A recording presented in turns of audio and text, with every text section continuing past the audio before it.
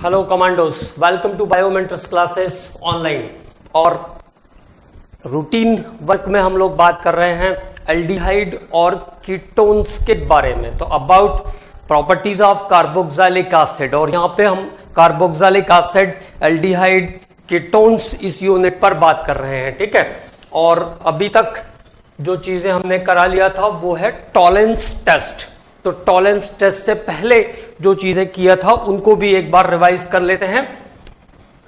तो एल्डिहाइड और कीटोन्स जो है वो न्यूक्लियोफिलिक एडिशन रिएक्शन करते हैं, न्यूक्लियोफिलिक एडिशन रिएक्शन करते हैं, जिसमें पहले न्यूक्लियोफाइल अटैक करता है। First of all there is attack of nucleophile. पहले कौन अटैक करता है?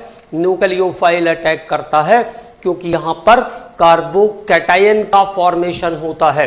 तो कार्बोकैटायन के फॉर्मेशन के कारण पहले न्यूक्लियोफाइल अटैक करता है, ये ध्यान रखेंगे, ठीक है। इस सीरीज में हमने दो इंपॉर्टेंट रिएक्शन किया था, that is reaction with hydrogen cyanide and NaHSO3। Hydrogen cyanide के एडिशन पर कंपाउंड बन जाते हैं साइनोहाइड्रेन्स। साइनोहाइड्रिन का जो साइनाइड ग्रुप है, साइनोहाइड्रिन का जो साइनाइड ग्रुप है, अगर हम उस साइनाइड ग्रुप को वाटर के साथ ट्रीट कर देते हैं तो ये कंपाउंड कार्बोक्सिलिक एसिड में कन्वर्ट हो जाता है। मतलब OH के साथ COH ग्रुप भी आपको एडिशन में मिल जाएगा। अगर साइनाइड का हम रिडक्शन कर देते हैं Na(C2H5OH) से, दिस इज कॉल्ड मेंडियस रिडक्शन, तो साइनाइड ग्रुप अमाइन ग्रुप में कन्वर्ट हो जाता है। Cyanide is converted into amines this time, okay. और अगर साइनाइड को हम SnCl2HCl के साथ ट्रीट कर देते हैं तो स्टीफंस रिएक्शन के थ्रू साइनाइड चला जाता है एल्डिहाइडिक ग्रुप में। तो साइनाइड का कन्वर्जन हो जाएगा CHO ग्रुप के अंदर। इसके बाद हाइड्रोजन साइनाइड के बाद NaHCO3 का एडिशन देखा हमने, जिसमें H पॉजिटिव आयन निकलता है और SO3 का हिस्सा जो रहता है उसका ऑक्सीजन नेगेटिव चार्ज कैरी करता है। इस एडिशन पर क्रिस्टलाइन सॉलिड बनता है और वापस से एसिडिफाई करने पर या एल्कली के साथ रखने पर वो फिर से एल्डिहाइड या कीटोन में कन्वर्ट हो जाता है। तो यह है सोडियम बाइसल्फाइड के साथ रिएक्शन, जो कि एल्डिहाइड कीटोन का पहचान भी करने के काम में आता है। HCN के एडिशन के बाद हमने एक सीरीज ऑफ कंपाउंड पर बात किया। अच्छा, पहले एडिशन किया हम लोगों ने अल्कोहल्स का। तो नॉर्मल अल्कोहल्स जो है एल्डिहाइड के साथ एसिटल और कीटोन के साथ कीटल बनाते हैं। एल्डिहाइड के साथ एसिटल और कीटोन के साथ कीटल बनाते हैं। This reaction is followed by the formation of hemi acetal और हेमी कीटल। इस रिएक्शन में हेमी एसिटल या हेमी कीटल भी बनता है, ये ध्यान रखना है, ठीक है। इसके बाद साइक्लिक एसिटल और साइक्लिक कीटल लेने के लिए हमने यूज किया ग्लाइकॉल का। तो ग्लाइकॉल के साथ एल्डिहाइड साइक्लिक एसिटल, ग्लाइकॉल के साथ कीटोन साइक्लिक कीटल। तो there is the formation of cyclic acetal and cyclic ketal. उसके बाद हमने बनाया थायो एसिटल और थायो कीटल। तो थायो एसिटल और थायो कीटल बनाने के लिए हमें जरूरत पड़ेगी थायो अल्कोहल की, इथेन मर्केप्टन की जरूरत पड़ेगी, C2H5SH, ठीक है। तो यहां से बन जाएगा थायो एसिटल और थायो कीटल। उसके बाद फिर हमने रिएक्शन किया जिसमें एडिशन के साथ डिहाइड्रेशन भी हुआ, वाटर निकल रहा था उसमें, है ना। और रिएक्शन थी NH2OH hydroxylamine, NH2OH is called hydroxylamine, NH2 is called hydrazine, NH2NHC6H5 phenyl hydrazine. Phenyl hydrazine के बाद two four dinitrophenyl hydrazine, it is called 2,4-DNP और ब्रैडी रिएजेंट, जिसमें रेड कलर का कंपाउंड मिला था आपको। इसके बाद रिएक्शन किया हमने सेमी कार्बाजाइड से। सेमी कार्बाजाइड में क्या इंपॉर्टेंट बात ध्यान रखना है, उस कार्बोनाइल ग्रुप के दो एंड्स पर जो NH2 ग्रुप है वहां से NH2 निकलेगा, जहां से जो कार्बोनाइल से दूर है, which is away from carbonyl group, तो वहां से आपको हाइड्रोजन को रिप्लेस करना है जो कार्बोनाइल ग्रुप से दूर है। उसके बाद अब हम लोग बात कर रहे थे टॉलेंस टेस्ट के बारे में। तो टॉलेंस रिएजेंट क्या होता है, ammoniacal silver nitrate. Ammoniacal silver nitrate is basic Tollens reagent, और जरूरत पड़ने पर हम AgNO3 NOH कॉम्बिनेशन को भी टॉलेंस रिएजेंट कह सकते हैं। अगर अमोनिया के सॉल्यूशन के साथ सिल्वर नाइट्रेट को रखोगे तो AgNH3 होल ट्वाइस कॉम्प्लेक्स भी बनाएगा, AgNH3 whole twice OH complex भी फॉर्म करेगा। It is also known as Tollens reagent.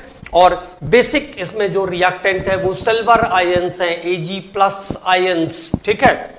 और ये रिएक्शन को कैरी ऑन करके एल्डिहाइड को एसिड में कन्वर्ट कर देते हैं and form silver mirror. Aldehyde को एसिड में कन्वर्ट कर देते हैं और सिल्वर मिरर बनाते हैं। उसके साथ साथ हमने बात किया फ्रक्टोज के बारे में। तो फ्रक्टोज में आपको ध्यान रखना है, फ्रक्टोज में एल्डिहाइड या कीटोन के टेस्ट जो है वो पॉजिटिव जाते हैं। Fructose is considered as reducing sugar. Fructose reducing sugar है क्योंकि फ्रक्टोज एल्डिहाइड के सभी टेस्ट देता है। और Tollens reagent are the weak oxidising agent which oxidise the aldehyde into acid and there is no reaction with ketones. और इनकी ketone के साथ कोई रिएक्शन नहीं होती है। लेकिन फ्रक्टोज में कीटोन ग्रुप होने के बाद भी रिएक्शन हो जाती है, क्योंकि फ्रक्टोज जो है वो टॉटोमेरिक स्ट्रक्चर शो करता है और उसके थ्रू वो एल्डिहाइड वाले कंपाउंड में भी कन्वर्ट होता रहता है। उसके कारण फ्रक्टोज में ये रिएक्शन पॉसिबल है। तो फ्रक्टोज पॉजिटिव मिरर टेस्ट देता है, यहां तक हम लोगों ने बात कर लिया था। अब बात करते हैं फेलिंग सॉल्यूशन टेस्ट के बारे में। Fehling solution test, Fehling solution test. तो फेलिंग सॉल्यूशन टेस्ट में आपको क्या क्या चीजें ध्यान रखनी है। रिएजेंट मैंने आपको बताया था, दो सॉल्यूशन का कॉम्बिनेशन है Fehling solution, that is solution A copper sulphate और solution B Rochelle salt. Rochelle salt is the solution B और रोसिस सॉल्ट जो होता है इट इज CHOH COONA और CHOH COOK। Sodium potassium tartrate का combination होता है Rochelle salt. Sodium potassium tartrate का कॉम्बिनेशन होता है रोसिस सॉल्ट। और ये दोनों कॉम्बिनेशन रिएक्ट करके क्यूप्रिक हाइड्रोक्साइड बनाते हैं। जो हमारे काम की रिएक्शन है, केवल उतना बता रहा हूं मैं आपको, बाकी का काम ही नहीं है। क्यूप्रिक हाइड्रोक्साइड बनाते हैं और फिर ये क्यूप्रिक हाइड्रोक्साइड क्या करता है, क्यूप्रिक हाइड्रोक्साइड डिकम्पोज होके क्यूप्रिक ऑक्साइड में चला जाता है। It is decompose to give cupric oxide. मतलब कॉपर 2+ आयन यहां पे एक्टिंग रिएजेंट है। ये है आपका एक्टिंग रिएजेंट कॉपर 2+ आयन। तो इसमें क्या क्या बातें और ध्यान रखना है। कॉपर +2 आयन यहां पर एक्टिंग रिएजेंट है, ये बात क्लियर हो गई। जैसे उसमें सिल्वर प्लस था, इसमें कॉपर 2+ आयन एक्टिंग रिएजेंट है। तो copper 2+ ion are the acting reagent here. अब उसके बाद आगे के हिस्से पर बात करते हैं। तो कॉपर +2 आयन एक्टिंग रिएजेंट है, तो इसमें क्या क्या चीजें और ध्यान रखना है। Fehling solution, Fehling solution reacts with aldehyde, reacts with aldehydes. Failing solution react with aldehydes. Failing solution aldehyde के साथ रिएक्शन करके reacts with aldehyde to give red precipitate of cuprous oxide. Red precipitate of cuprous oxide. Red precipitate of cuprous oxide. Cuprous oxide का लाल अवक्षेप देते हैं। Red precipitate of cuprous oxide, ये पहली important बात आई। तो जो रेड प्रेसिपिटेट आता है वो क्यूप्रस ऑक्साइड के कारण आता है। It means Fehling solution oxidising agent के जैसा काम कर रहे हैं। Fehling solutions are weak oxidising agent, क्योंकि वो कॉपर 2+ से कॉपर +1 में जा रहा है तो रिड्यूस हो गया।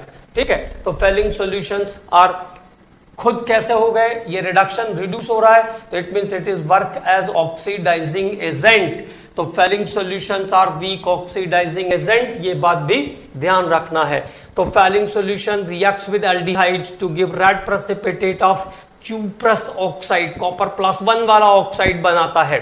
ठीक है, अगली बात ध्यान रखना है, Fehling solution do not react with, ये बहुत इंपॉर्टेंट पॉइंट है, do not react with benzaldehyde. अगर सीधा सीधा CHO ग्रुप रिंग पर जुड़ा होगा तो उसको ऑक्सीडाइज नहीं कर पाएगा। Do not react benzaldehyde.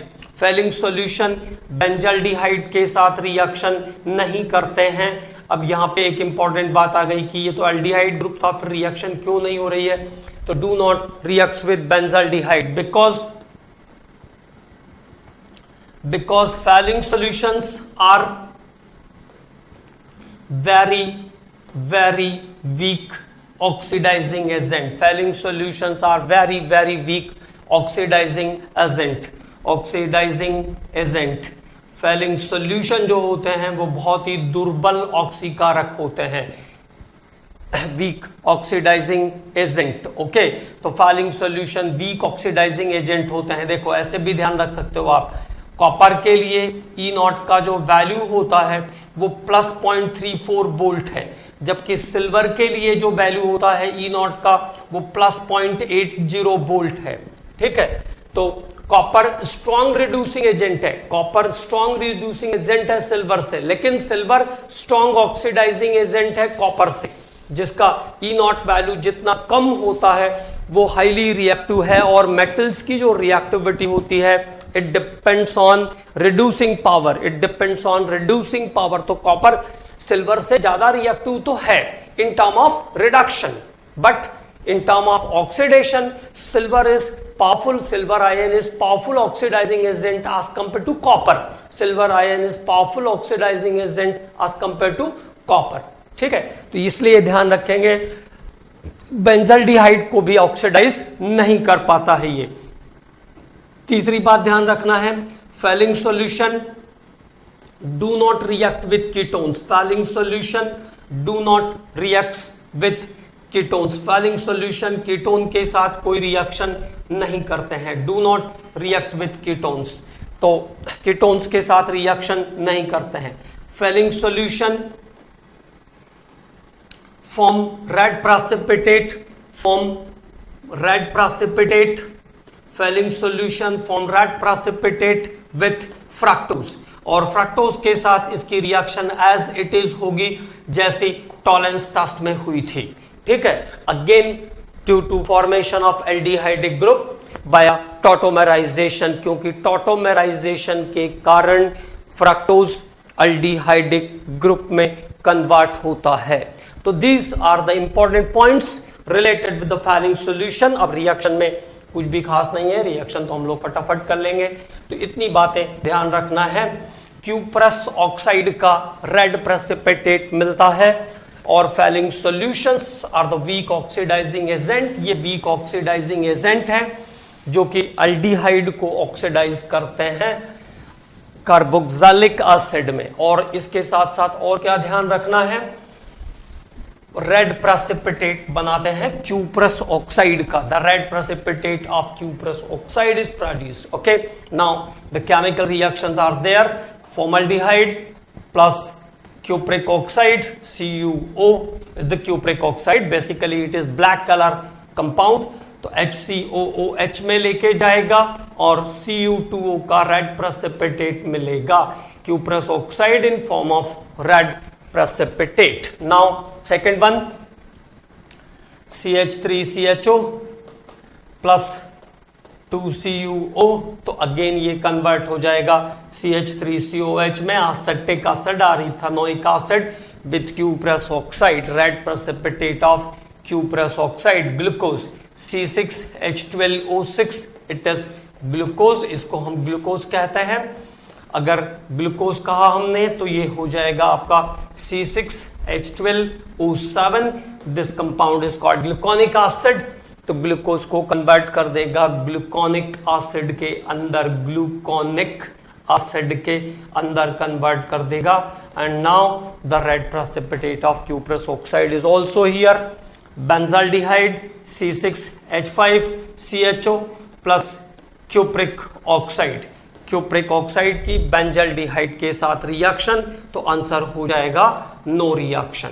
Okay, because can not oxidize the direct aromatic aldehyde. ये एरोमेटिक एल्डिहाइड का ऑक्सीडेशन नहीं कर पाएगा because it is weak oxidising agent, क्योंकि ये दुर्बल ऑक्सीकारक है। ठीक है, इसके बाद डायरेक्ट अगर कोई कीटोन वाला कंपाउंड है, any one of the ketone compound is not oxidized by the Fehling solution, तो फिर से आंसर हो जाएगा no reaction. Okay, no reaction. But अगर फ्रक्टोज है तो if there is fructose then the reaction is positive। Fructose के साथ ये रिएक्शन पॉजिटिवली जाएगी। ओके, तो it is about the Fehling solution test. इसको हम कहते हैं फेलिंग सॉल्यूशन टेस्ट। और Fehling solution test, Benedict solution test, ये सब ग्लूकोज के लेवल को आइडेंटिफाई करने के लिए भी यूज होते हैं। फेलिंग सॉल्यूशन टेस्ट और बेनेडिक्ट सॉल्यूशन टेस्ट, जो शुगर डायबिटिक पेशेंट हैं उनके अंदर ग्लूकोज का कॉम्पोजिशन कितना है उसको आइडेंटिफाई करने के लिए भी ये यूज होते हैं। This one is again very important point. Now about the Benedict solution test. Benedict solution test, Benedict solution test, Benedict विलियन परीक्षण। और बेनेडिक्ट विलियन परीक्षण में क्या क्या चीजें ध्यान रखना है? It's all the reaction is according और लाइक टू फेलिंग सॉल्यूशन। इसकी सभी अभिक्रियाएं जो है वो फेलिंग विलियन के जैसे ही होंगी। All reaction, all the chemical changes is just like Fehling solution, but there is what is the difference? तो डिफरेंस है यहाँ पे सॉल्यूशन का। Copper sulphate plus alkali NaOH, copper sulfate plus alkali, and the solution C is citric acid, citric acid। तो इन तीन चीजों का combination है Benedict solution, copper sulphate plus NaOH plus citric acid. तो copper sulphate plus NaOH plus citric acid. Citric acid जो है वो citrus में मिलता है। जितनी भी खट्टी चीजें हैं, जितने भी फ्रूट्स ऐसे हैं जहां पे सॉर टेस्ट रहता है, उनके अंदर का कॉम्पोजिशन है साइट्रिक एसिड, है ना। ऐसा इसका यूपीएससी नेम हो जाएगा 1,2,3 ट्राई कार्बोक्सी और 2 हाइड्रोक्सी 1,2,3 ट्राई कार्बोक्सी प्रोपेन, और इसके साथ साथ यहाँ पे 2 पोजीशन पे हाइड्रोक्सी भी है। ठीक है, तो 2 हाइड्रोक्सी प्रोपेन 1,2,3 ट्राइकार्बोक्सिलिक एसिड। ठीक है, 2 hydroxy propane 1,2,3 tricarboxylic acid is the IUPAC name of the citric acid. ठीक है, अब ये तीनों केमिकल वापस से रिएक्ट करके क्यूप्रिक हाइड्रोक्साइड का फॉर्मेशन करते हैं, और क्यूप्रिक हाइड्रोक्साइड डिकम्पोज होगा तो क्यूप्रिक ऑक्साइड बनाएगा। It means copper 2+ ion is again as a reacting substance here, तो कॉपर 2+ आयन यहां पर as a oxidizing agent use होगा। It means the method, the process is same as the Fehling solution, क्योंकि जो reactant है वो यहां पर भी कॉपर 2+ आयन ही है। ठीक है, तो सभी रिएक्शंस कैसे होंगे? As same as Fehling solution. All the reactions is as same as Fehling solution. सभी अभिक्रियाएं फेलिंग विलियन के समान होंगी। मतलब क्या क्या बातें ध्यान रखना है? Number 1, Benedict solution. Benedict solutions are weak oxidising agent, weak oxidizing agent. Benedict solutions are weak oxidizing agent. Benedict विलियन दुर्बल ऑक्सीकारक होते हैं। Benedict solutions are weak oxidising agent. Oxidize the aldehyde, oxidize the aldehydes, oxidize the aldehydes and reduce itself, अपने आप क्या हो जाते हैं, reduce हो जाते हैं, and reduce itself, reduced itself, okay, oxidize the aldehyde and reduce itself. Number 2, with aldehyde it gives red precipitate of cuprous oxide, red precipitate of cuprous oxide।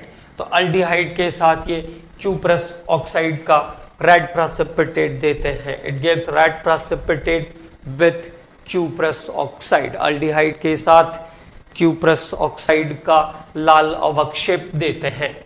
ठीक है, तीसरी बात क्या ध्यान रखना है, Benedict solution, Benedict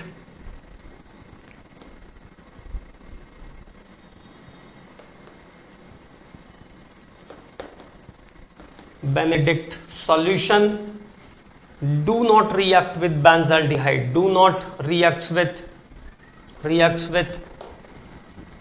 benzaldehyde, Benedict solution do not reacts with benzaldehyde, benzaldehyde के साथ रिएक्शन नहीं करते हैं।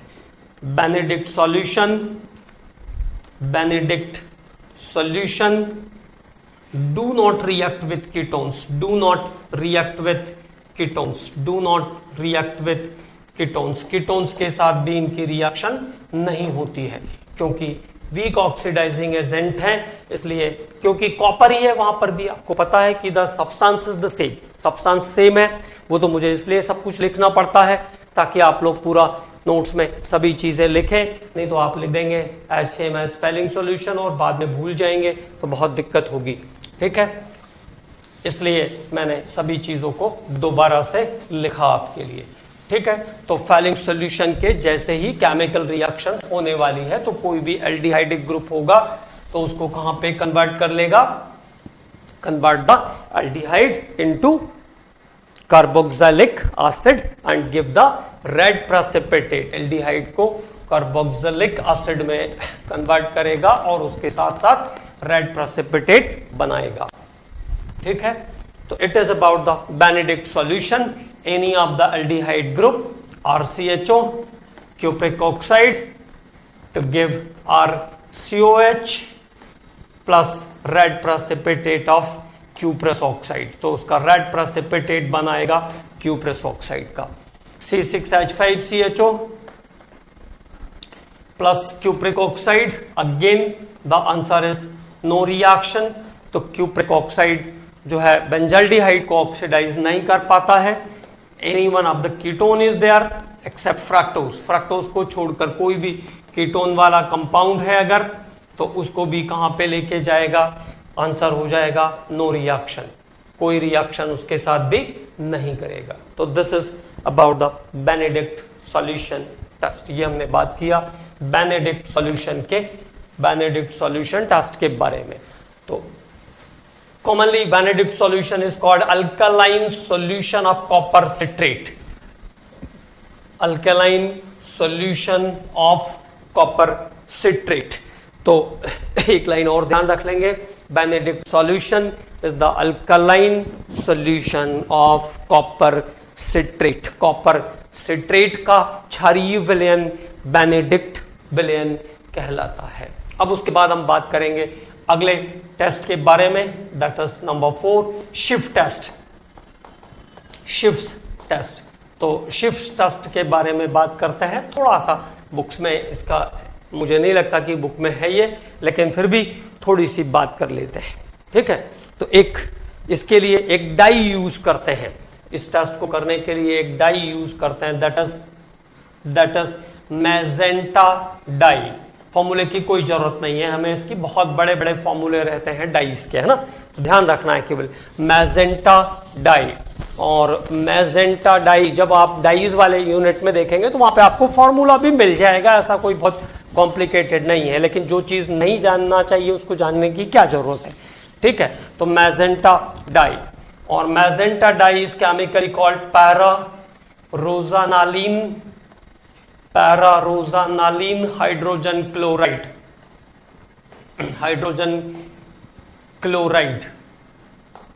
पैरारोजानालिन हाइड्रोजन क्लोराइड, और ये रेड सॉल्यूशन के फॉर्म में रहता है। It is in form of red solution. So the pararosaniline hydrogen chloride is the red colour solution. अब इसके कलर को डिस्चार्ज करने के लिए सल्फर डाइऑक्साइड गैस पास करते हैं, bypassing SO2 gas, sulphur dioxide gas, जो कि टेम्परेरी ब्लीचिंग एजेंट होता है, टेम्परेरी ब्लीचिंग एजेंट होता है सल्फर डाइऑक्साइड गैस, जबकि क्लोरीन, ओजोन और hydrogen peroxide, chlorine, ozone and hydrogen peroxide are the permanent bleaching agent. तो सल्फर डाइऑक्साइड गैस पास कर देंगे, बाईपासिंग सल्फर डाइऑक्साइड गैस, तो इसका जो रेड कलर है वो क्या हो जाएगा, डिस्चार्ज हो जाएगा, and now it is colourless. तब ये कैसा हो जाएगा, कलरलेस हो जाएगा। In the term of chemistry it is called leuco solution of magenta dye. Leuco मतलब कलरलेस हो गया है, अब ये मिल्की सॉल्यूशन जैसा दिखेगा, ठीक है। अब इसमें अगर अल्डिहाइड हम ऐड करते हैं तो अल्डिहाइड के साथ ये पिंक कलर प्रोड्यूस करेगा। This dye give pink colour with aldehydes, and ketones अगर हम ऐड करते हैं इसके साथ तो आंसर हो जाएगा नो कलर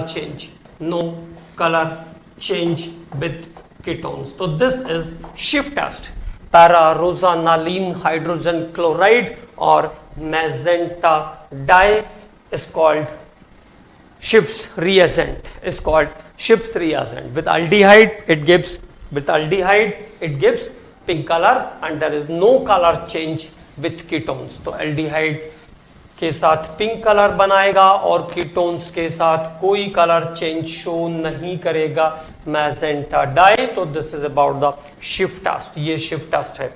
उसके बाद आयोडोफॉर्म टेस्ट। तो आयोडोफॉर्म टेस्ट मैंने आपको बताया था कि हम लोगों ने आयोडोफॉर्म टेस्ट के बारे में बहुत सारी बातें किया था। आयोडोफॉर्म टेस्ट से रिलेटेड कुछ बातें एक बार मैं आपको फिर से रिवाइज करा देता हूं। Iodoform test is not use for distinguish for aldehyde and ketones. ये एल्डिहाइड और कीटोन को डिस्टिंग्विश करने वाला टेस्ट नहीं है, पहली बात ये ध्यान रखना है। This is not use for distinguish aldehyde and ketones. ये टेस्ट जो है वो स्पेसिफिक ग्रुप का टेस्ट है। तो iodoform test, iodoform test organic compound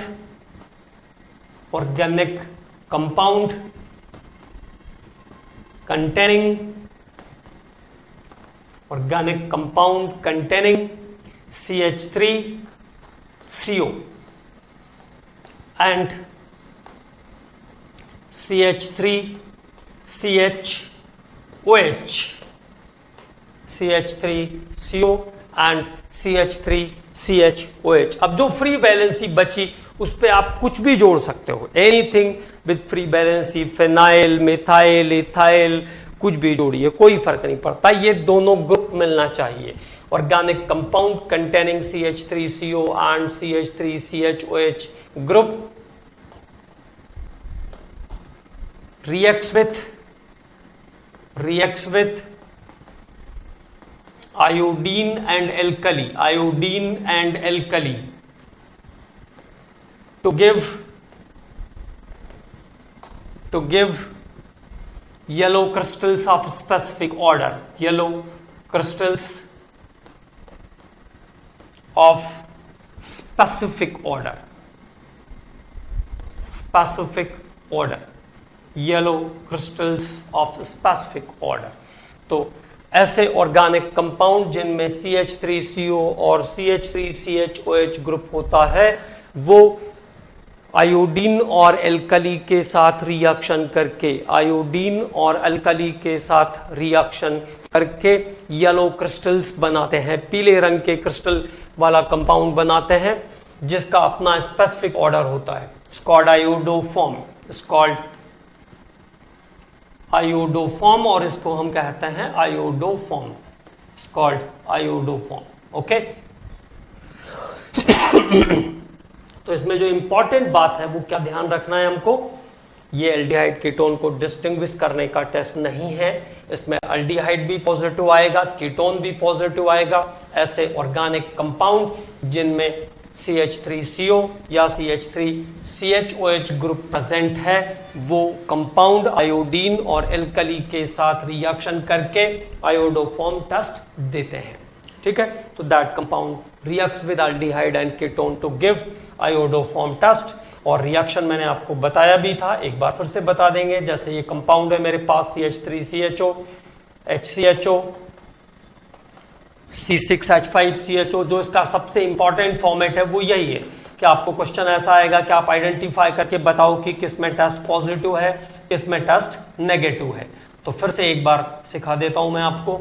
तो देखो ये 4 कंपाउंड हो गए मेरे पास, 5वां कंपाउंड C6H5 COCH3 ले लेता हूं मैं, बेंजोफिनॉन।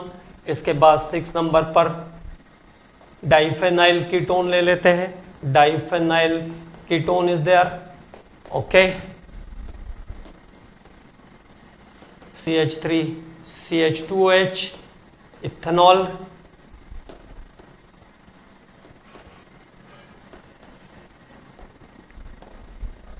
प्रोपेनॉल,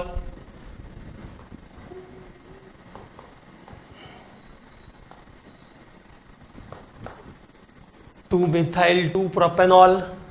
तो देयर इज सम कंपाउंड। अब इन कंपाउंड्स में से हमको ये आइडेंटिफाई करना है कि किस में ये टेस्ट पॉजिटिव जाएगा, किस में ये टेस्ट नेगेटिव जाएगा। साइक्लिक कंपाउंड भी हो सकते हैं, जैसे मैंने ऐसा कंपाउंड ले लिया, मान लीजिए there is ओके,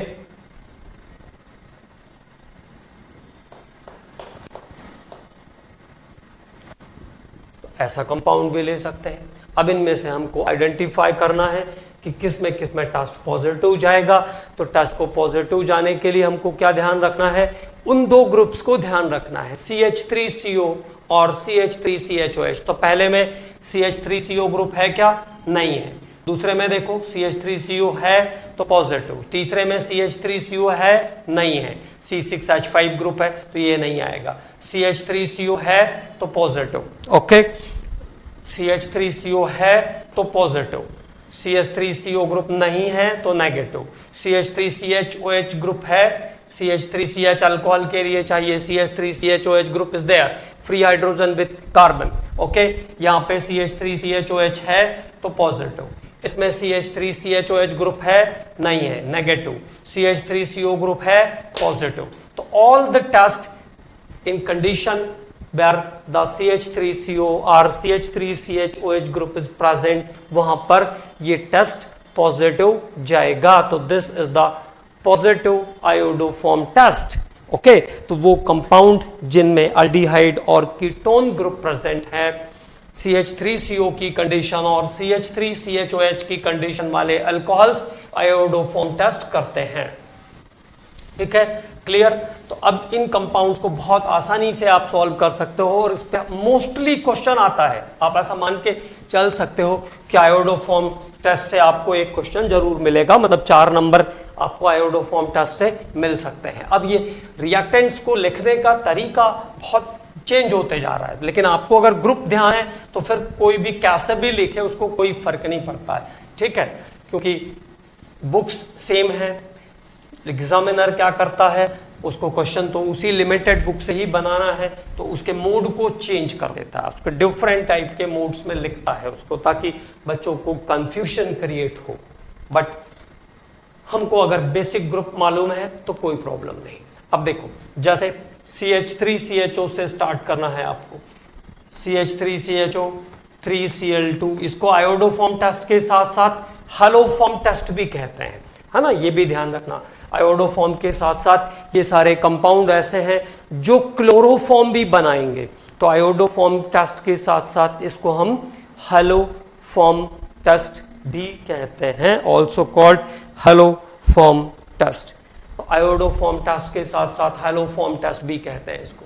तो ये आ जाएगा आपका कंपाउंड CH3CHO।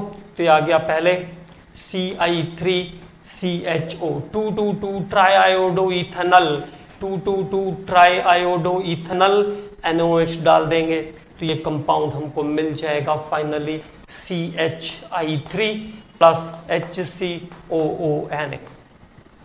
तो this is the reaction related with the iodoform test. अगर किसी कीटोन से भी मुझे स्टार्ट करना है तो फिर यहीं से स्टार्ट हो जाएगा। I2 से ट्रीट करेंगे पहले, one of the alkyl group is converted into iodide compound CI3 और ये CO ट्राईआयोडो एसीटोन। जब इसमें हम NOH डालेंगे तो हमको अपना काम का जो चीज है वो मिल जाएगी। Now CHI3 plus CH3COONA is the compound. Okay, तो ये है आयोडोफॉर्म टेस्ट।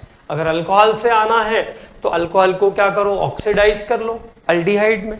सेकेंडरी अल्कोहल से आना है तो सेकेंडरी अल्कोहल ऑक्सीडाइज हो जाएगा कीटोन में। Secondary alcohol get oxidize into ketone, फिर से प्रोसेस एज इट इज लेके जा सकते हैं आप। ठीक है, तो that is the iodoform test. ये हमने बात किया आयोडोफॉर्म टेस्ट के बारे में।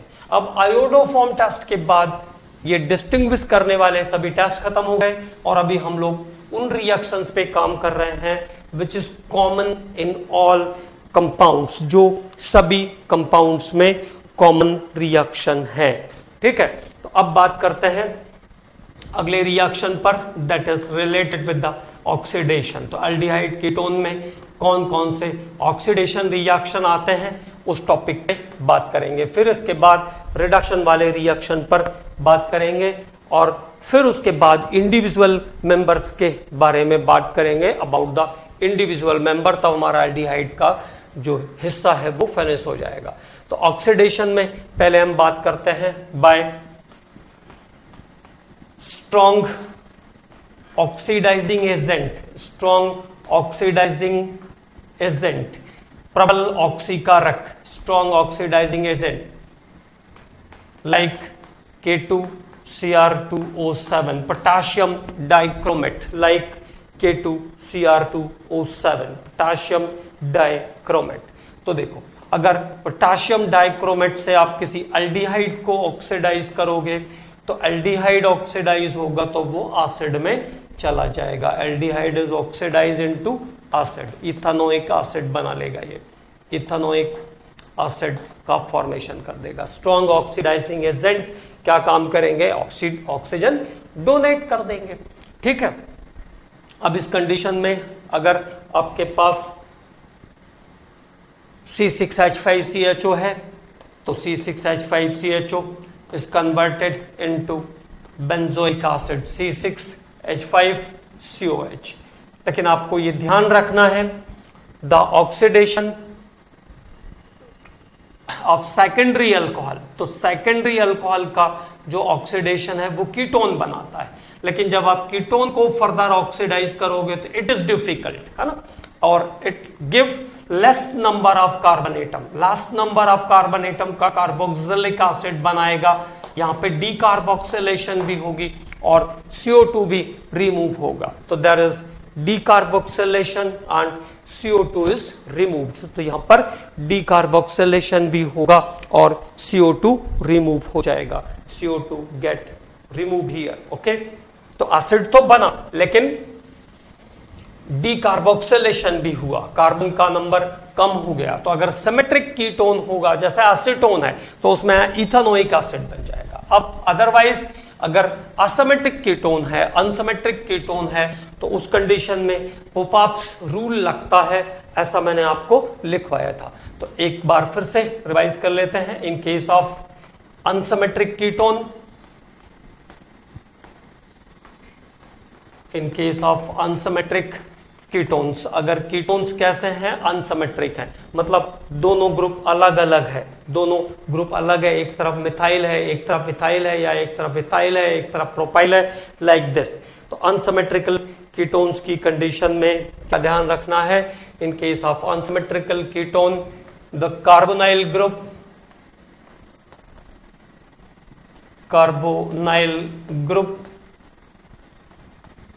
is attached with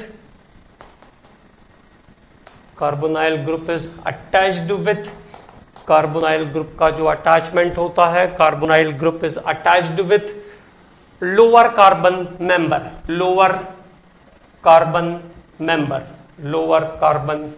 और लोअर कार्बन एल्काइल ग्रुप के साथ अटैच होगा, तब कार्बोनाइल ग्रुप, और इट इज नोन एज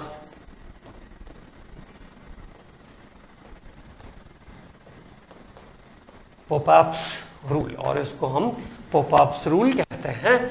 तो ये अब सेकंड टाइम आ रहा है, तो इसको अच्छे से ध्यान रख लेना है, ठीक है। तो इन case of unsymmetrical ketone the carbonyl group is attached with the lower carbon member, ठीक है।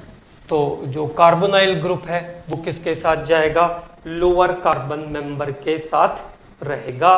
The carbonyl group is attached with the lower carbon member.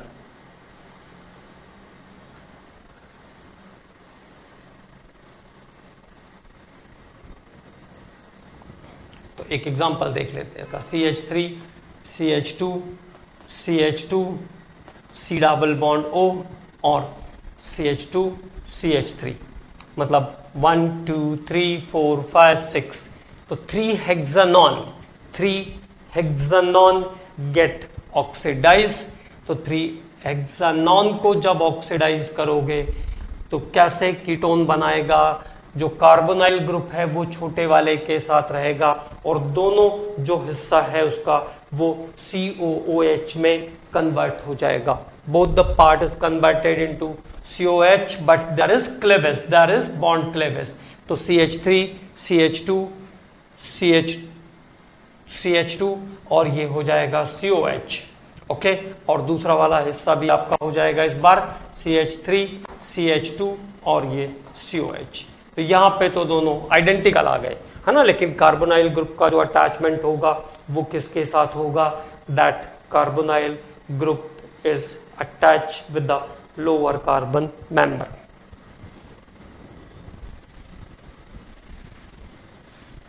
तो कार्बोनाइल ग्रुप का जो अटैचमेंट होगा वो किसके साथ होगा, लोअर कार्बन मेंबर के साथ होगा, with lower carbon member.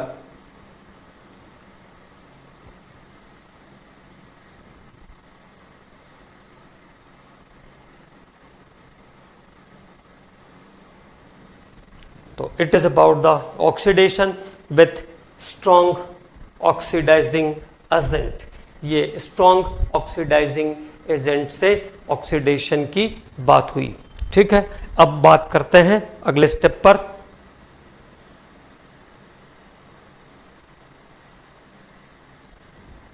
Oxidation by selenium oxide, oxidation by SeO2। अब स्पेसिफिकली ध्यान रखना पड़ेगा ना, क्योंकि रिएजेंट के हिसाब से ऑक्सीडेशन चेंज हो रहा है। तो oxidation by selenium oxide SeO2 oxidize SeO2 oxidize alpha CH2 group into ketone. तो पहली बात क्या ध्यान रखना है, SeO2 oxidise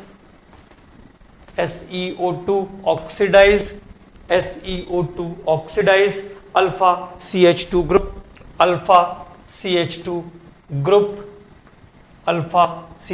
group into ketones, alpha CH2 group into ketones, and alpha CH3 group into aldehyde, alpha CH3 group into aldehyde. तो alpha CH3 group को कहां पर कन्वर्ट कर लेता है? अल्डिहाइड में कन्वर्ट कर लेता है। अल्फा CH3 ग्रुप को कन्वर्ट करता है अल्डिहाइड के अंदर। तो ये एक इंपॉर्टेंट रिएक्शन है। अब देखो, जैसे मैंने कहा CH3CHO, तो CH3CHO ये हो गया फंक्शनल ग्रुप, ये हो गई उसकी अल्फा पोजीशन। तो अल्फा पोजीशन को भी क्या करेगा? SiO2 CHO ग्रुप में कन्वर्ट कर देगा। तो now the product is very easily recovered, है ना। CHO ग्लाइऑक्सल बन गया यहाँ पे प्रोडक्ट, ठीक है। तो ग्लाइऑक्सल इज द प्रोडक्ट। अब देखो, जैसे फिर से लिया मैंने, अब एसीटोन से स्टार्ट किया मैंने, तो एसीटोन CH3CH3 प्लस O2, तो दोनों alpha position, both the alpha position is CH3, दोनों अल्फा पोजीशन पर क्या है? CH3 है। Both the alpha position containing CH3 group, it means one of the alpha position is converted into aldehyde. तो एक alpha position जो है वो कहां पे आ जाएगी? अल्डिहाइड में कन्वर्ट हो जाएगी।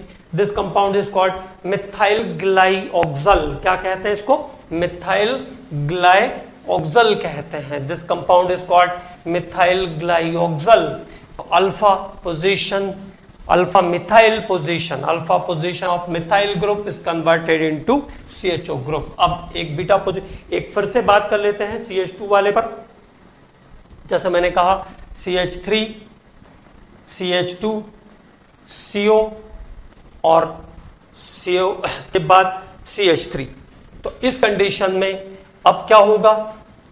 तो जो इसका अल्फा मिथाइल है उस पर ऑक्सीडेशन फास्ट होगा, ठीक है। और ये इसका अल्फा CH2 ग्रुप है, अल्फा CH2 ग्रुप को कहां पे कन्वर्ट करेगा? This time alpha CH2 group is converted fast into ketones, और ये ऑलरेडी CO है एंड दिस इज CH3।